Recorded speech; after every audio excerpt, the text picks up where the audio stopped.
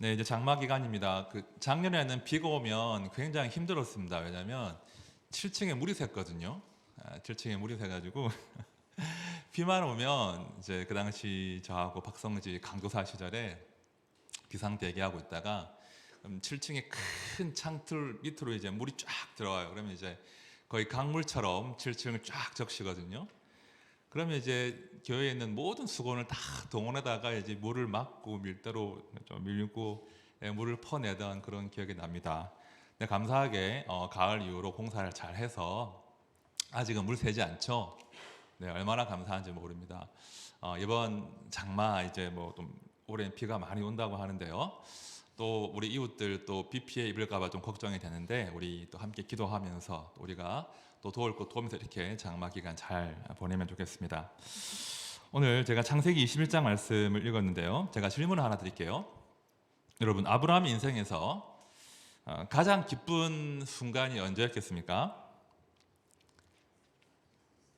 이삭이 태어났을 때, 맞죠? 이삭이 태어났을 때 가장 기쁜 순간이었을 텐데, 그렇다면 가장 힘든 순간이 언제 찾아오는지 혹시 아십니까? 아브라함의 인생에서? 네, 이삭이 태어난 이후로 아브라함에게 정말 힘든 고비들이 많이 찾아옵니다. 인생이 참 아이러니한 거 오늘 보겠지만 아이러니한 것이 아브라함이 그토록 원하던 아들 이삭을 얻은 이후로 이 아브라함의 인생에 큰 시련이 연이어 찾아온다는 거예요. 자, 창세기 21장 오늘 본문이죠.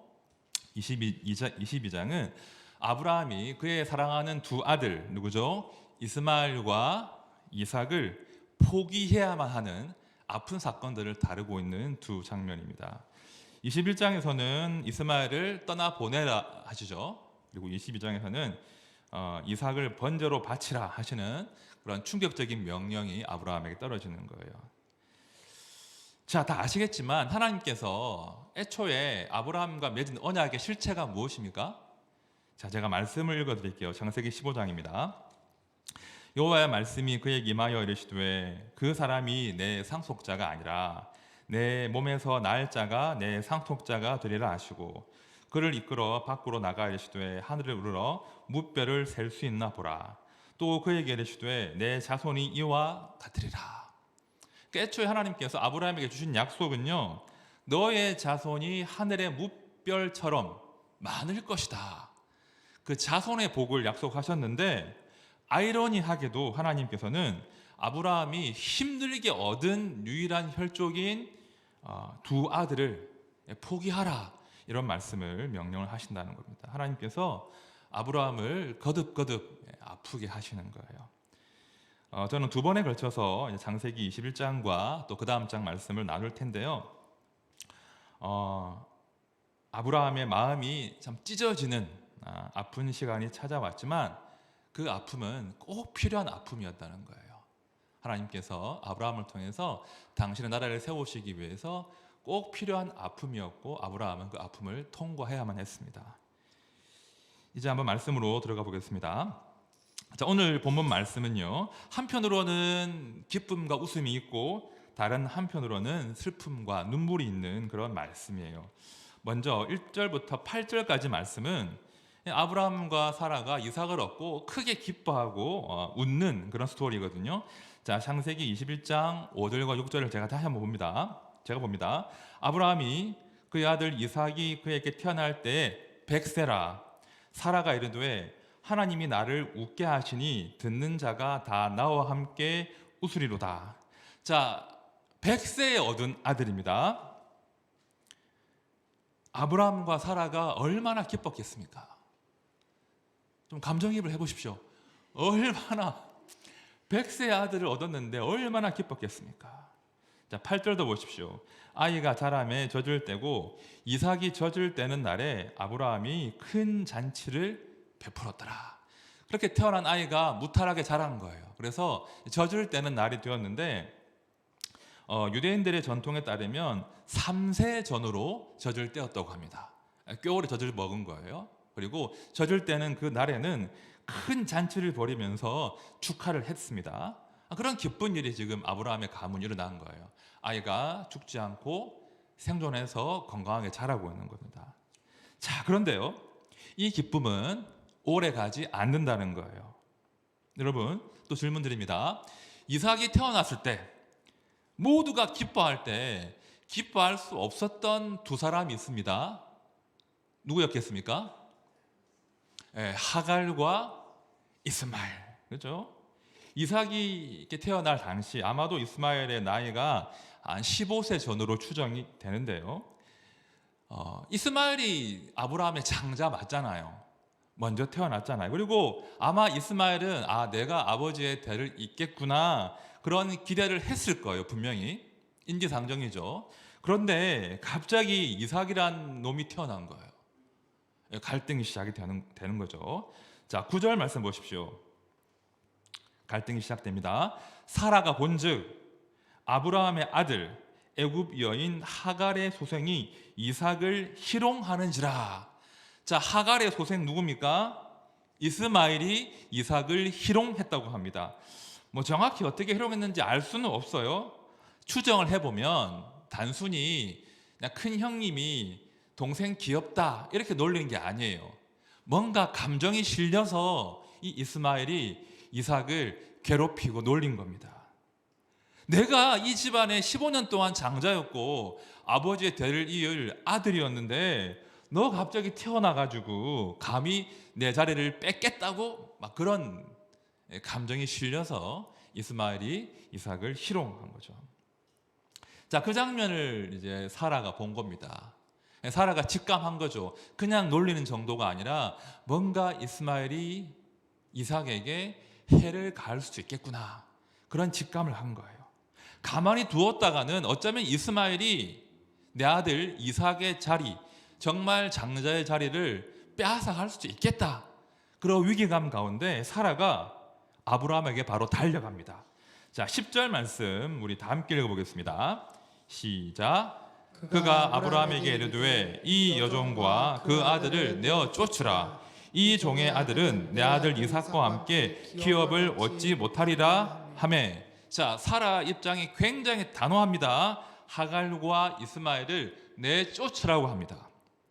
자, 내쫓다 이 단어는 히브리어로 이제 가레시는 단어인데 이혼할 때 사용되는 단어예요. 그러니까 쉽게 말하면 지금 그 사라가 요구하기를 여종 하갈과 그 아들 이스마엘과는 연을 끊어라. 이런 단호한 요구를 지금 사라가 하는 거예요. 우리 다 같이는 못 삽니다. 빨리 결단하십시오. 당신 나하고 살고 싶으면 하갈하고 당장 이혼하고 하갈과 이스마엘을 내쫓으십시오. 선택하십시오. 라고 지금 사라가 아브라함을 압박하는 그런 상황이죠. 아브라함이 아주 고통스러운 결정을 내릴 수밖에 없는 그런 순간이 온 것이죠. 자, 11절 보십시오. 아브라함이 그의 아들로 말미암아 그 일이 매우 근심이 되었더니. 자, 세 번역도 보십시오. 그러나 아브라함은 그 아들도 자기 아들이므로 이 일로 마음이 몹시 괴로웠다. 자, 짧은 한 구절이지만 아브라함이 이러지도 저러지도 못하고 있는 거예요. 아브라함이 86세 때 얻은 아들이 이스마엘이거든요. 이스마엘을 얻고 얼마나 기쁘겠습니까? 그렇죠? 그 아들을 얼마나 사랑했겠습니까? 최소한 이삭이 태어나기 전까지 무려 15년 정도 이 이스마엘은 아브라함의 유일한 아들이었다는 거예요.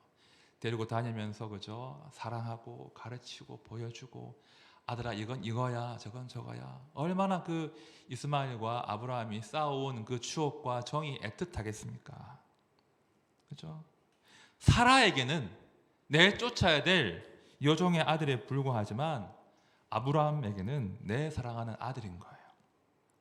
그래서 사라가 단호하게 요청하지만 아브라함은 이러지도 저러지도 못하고 지금 괴로워하는 겁니다.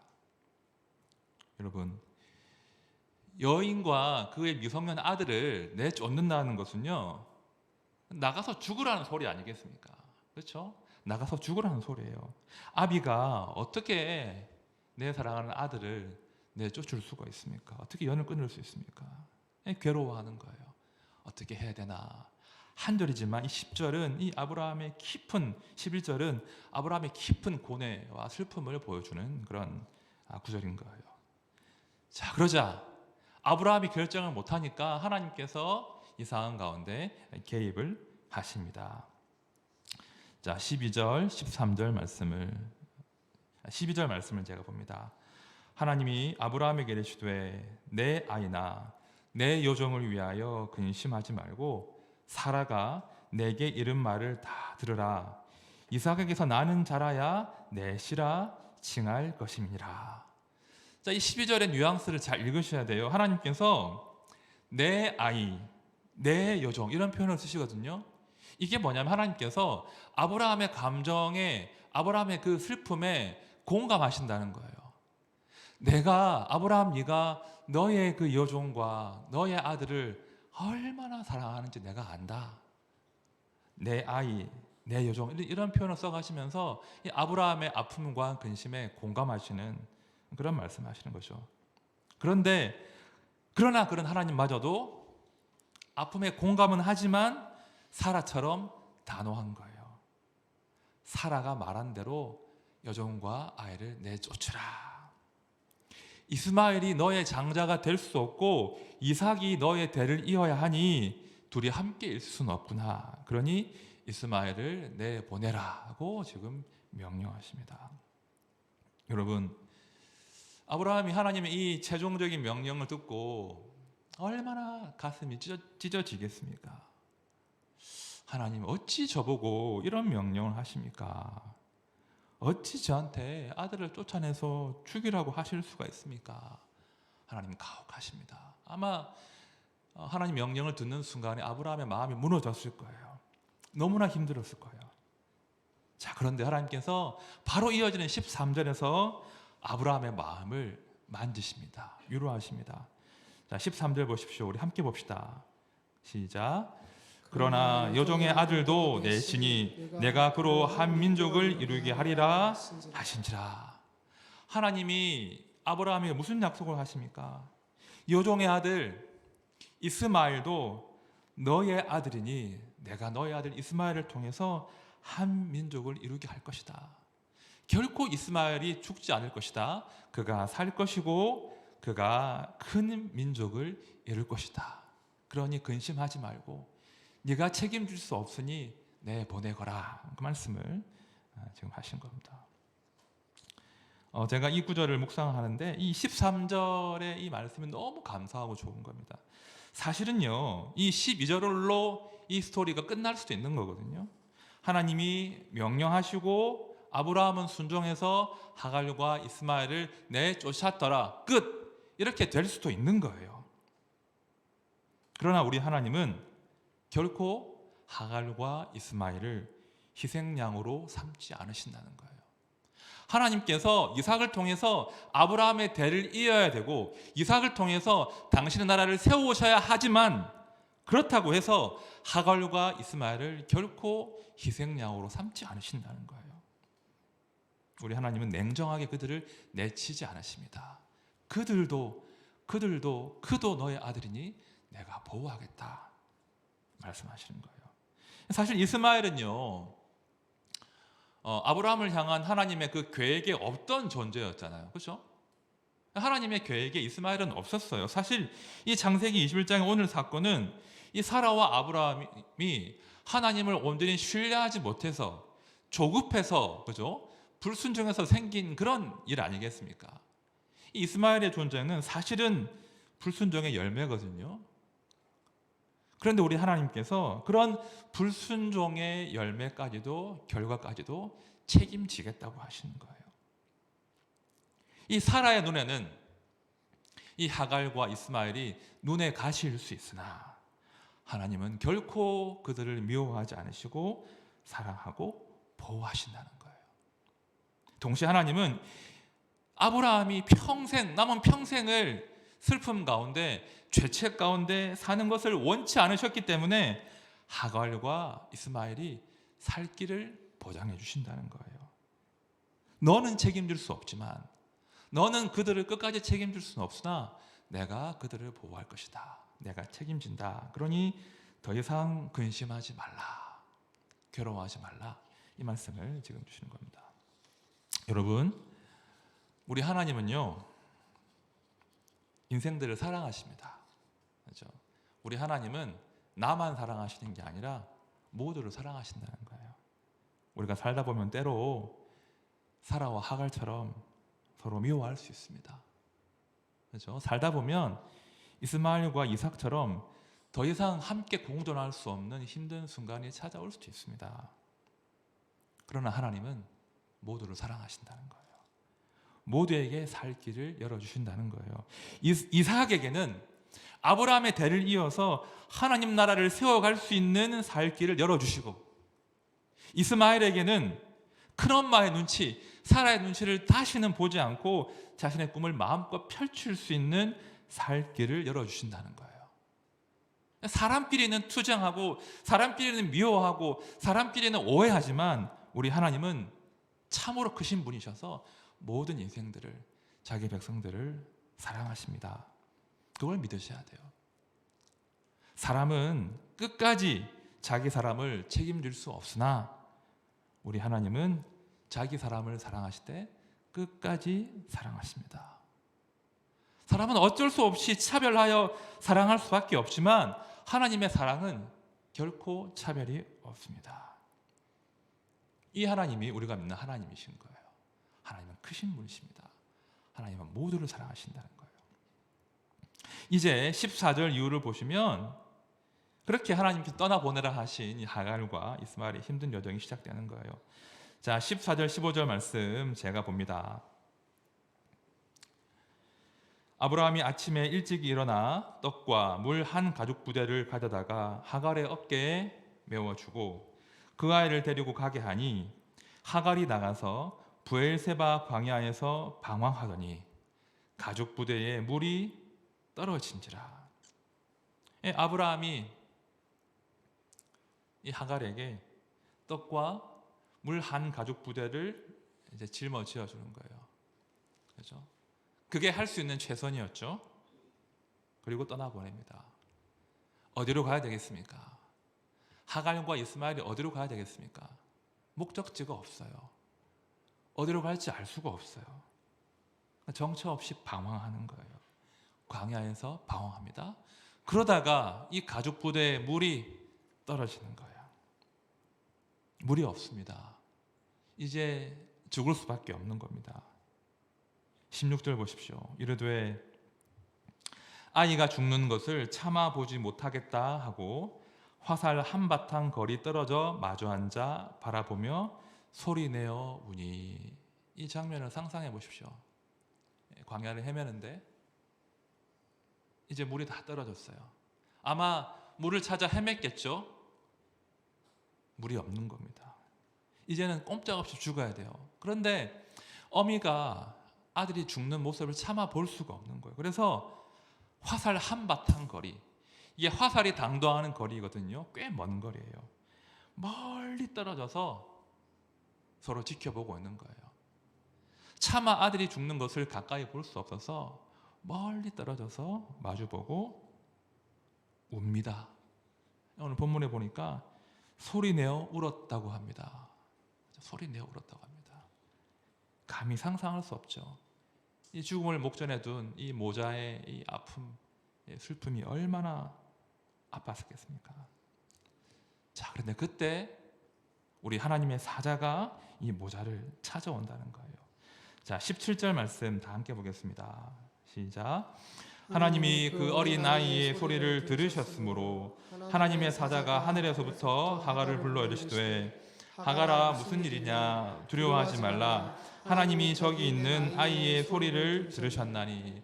제가 표시한 부분 보이십니까? 하나님께서 하늘에서 들으셨대요. 그 아이가 우는 소리를 들으셨다고 합니다.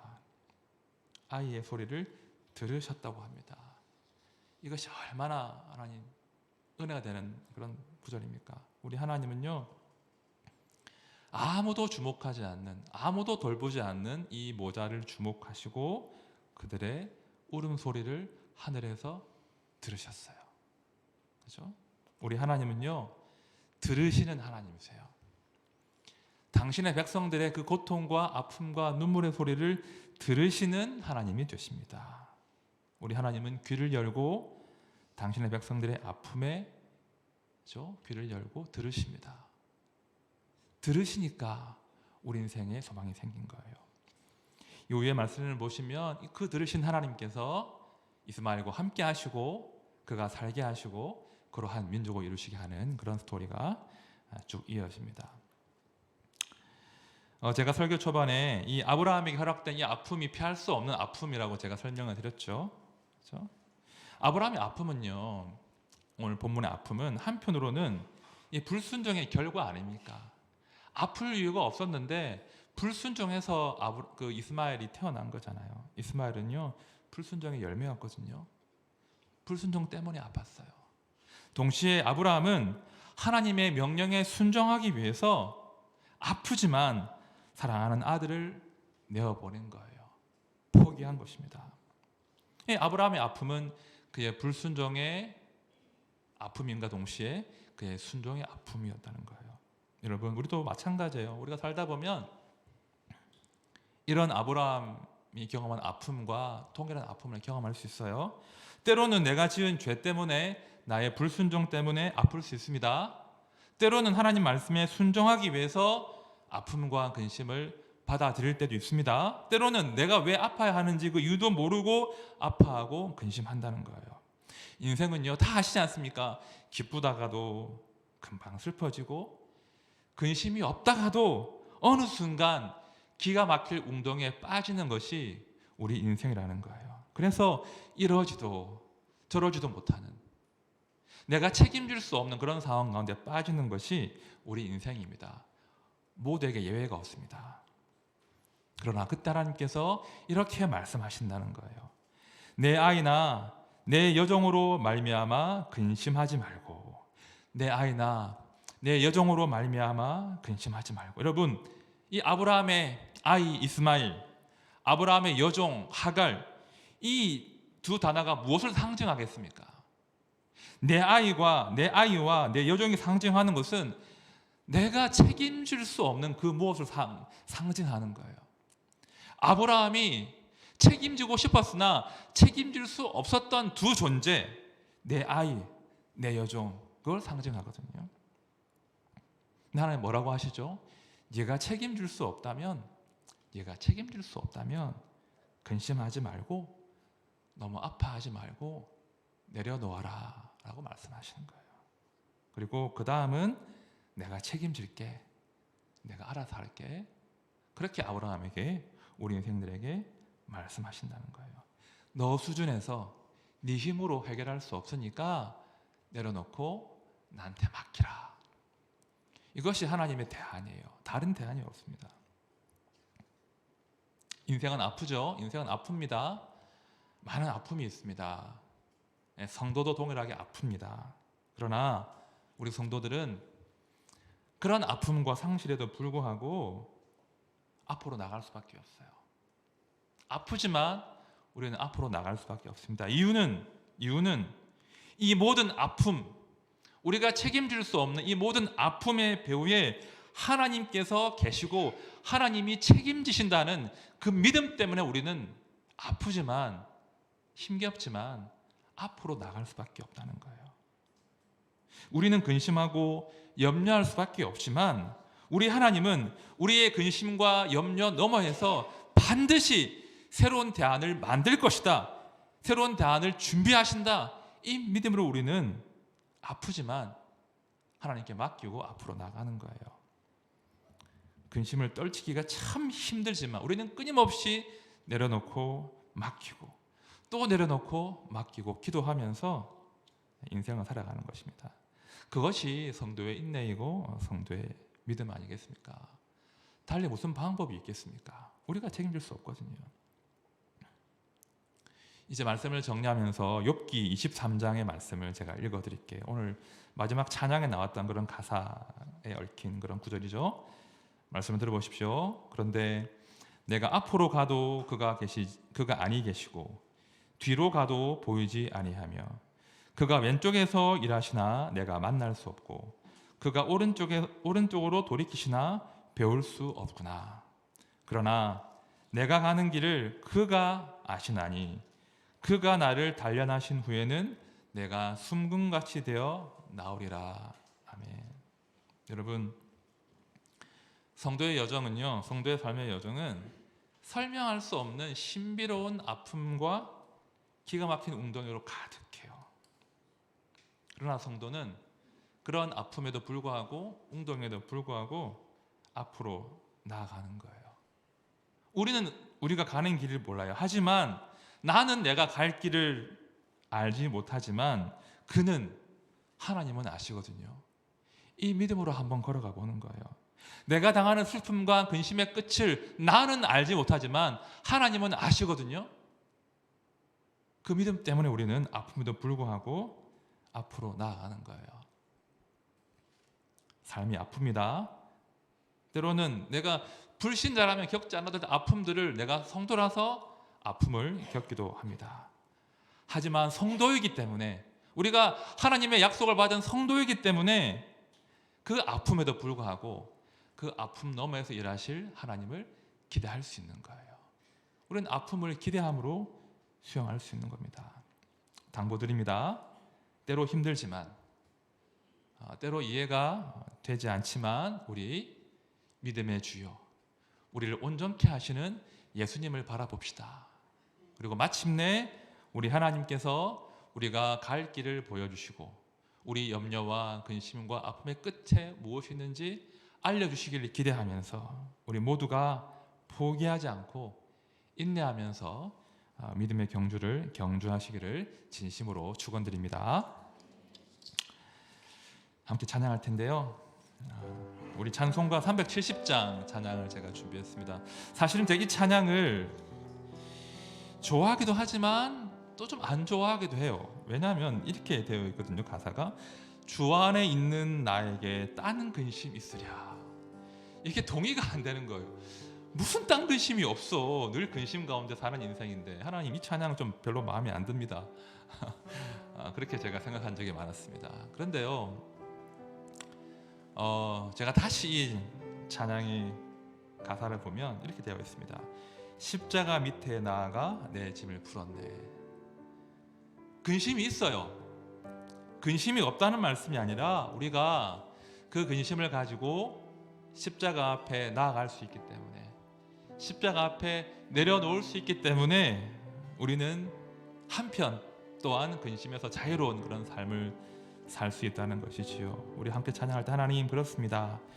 제가 주 안에서 근심을 내려놓고 아프지만 때로 이해되지 않지만 제가 주님과 함께 저희 인생의 경주를 넉넉히 감당하게 해주십시오. 우리 함께 이 찬양으로 우리의 믿음을 고백하겠습니다.